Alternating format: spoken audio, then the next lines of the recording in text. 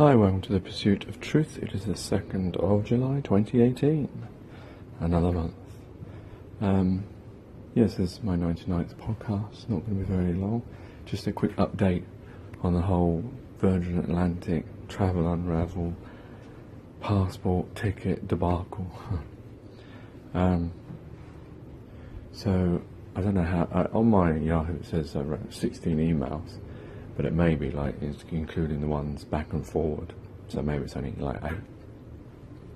But I eventually got, after saying I wanted to raise it as a complaint for the second time, I managed to get a better email that when I read it, then I thought, oh, this one I can send to Travel Unravel and they will be able to use this information, because I kept asking them, I want a person's name and a phone number so that Travel can talk to them, and they keep telling me that no, Travel Unravel, they're the only ones that can do it, we can't do anything. So they sent me an email saying that, well, they didn't say that they skirted around the subject of it being okay to do, but they sort of said we would welcome their Travel Unravel's phone call if they didn't mention them by name.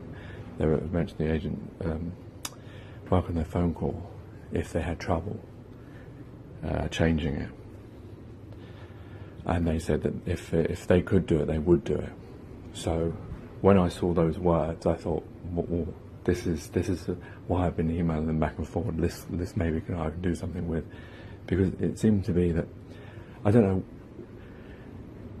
it seems to be someone's lying. That's all I can suggest, is because the problem is when I phone my wife phone to Travel Unravel, they say that they have to, they're going to send a request to Virgin or phone Virgin, and when I phone Virgin say, well, no, they can't do it because my contract is with Travel Unravel, and because it's the tickets are sold by agents, they're not allowed to interfere. So one of them can't be Accra. So obviously I thought originally it was Travel that were lying, but now I'm not so sure it might be Virgin, because the lady from Travel Unravel did contact us, and she apologised and said, oh, it's going to need another 24 hours. She hadn't heard anything back from the request that she sent, even though she told us she was going to phone them. So she obviously didn't phone them, she just sent them another email, another request, but she hadn't heard anything back. Now that's the second or third time she said she hasn't heard anything back, so I don't know who she's sending it to.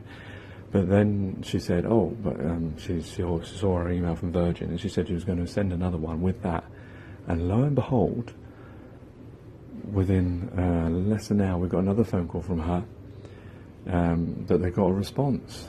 Suddenly they got a response. So I don't know, what you can read into that whatever you want. There's many interpretations to that. And they wanted to see the copy of the passports. So we sent them that, and we haven't heard anything since. So I'm hoping they want to see the passport, so they just make sure the name is entered correctly. Now, my worry is who is lying to me? And why would they? Why would they lie? Why would Travel or Virgin lie to a customer, a paying customer? Because if it was Virgin, I wrote to them between 8 and 16 emails. So that means they lied to me that many times just to alter the name on a ticket. 5-character difference on a seat that I've bought amongst the other 4 seats that I bought. But they would have gone to that much trouble of lying to me. Or is Travel, who lied to me over 4 phone conversations, what would be their point?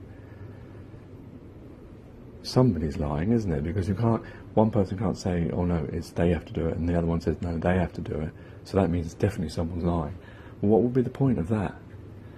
Unless it's ineptitude, of course, that they don't know what to do, which is, of course, a possibility. My worry is that what they're going to end up saying is that, because of, I know how these stupid things can get so stupid, that they will say that we have the system to update. Travel will say we can update it, but unfortunately our system can't do it.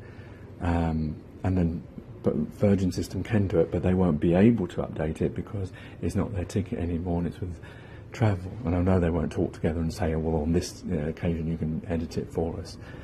So I'm sure that's what I'm worried that's going to be the end outcome. It just would just be what I'd expect.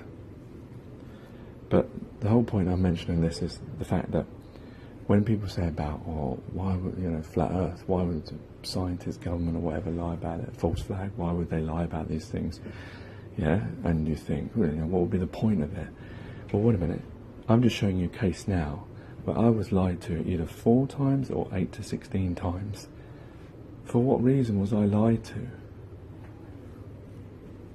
Now, if you want to go down the route that was an aptitude and they don't really know what they're doing, well, that seems a bit unlikely because they're professionals and they're in their job, and customer service is meant to be good at customer service, and booking agencies are meant to be good at booking things. So, it seems a bit unlikely that it is an ineptitude. So I think, obviously they maybe, what was the reason for lying?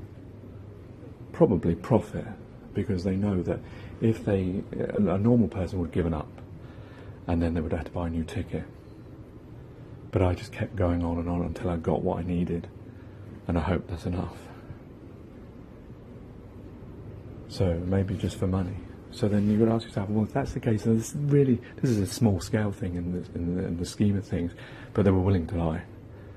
So why would you think that they wouldn't lie for something bigger that could be worth billions, that could be worth controlling your mind and how you act and what you allow people to do? I think it's quite interesting, no? When you think about it that way. Anyway, take care, take it easy, God bless, and peace.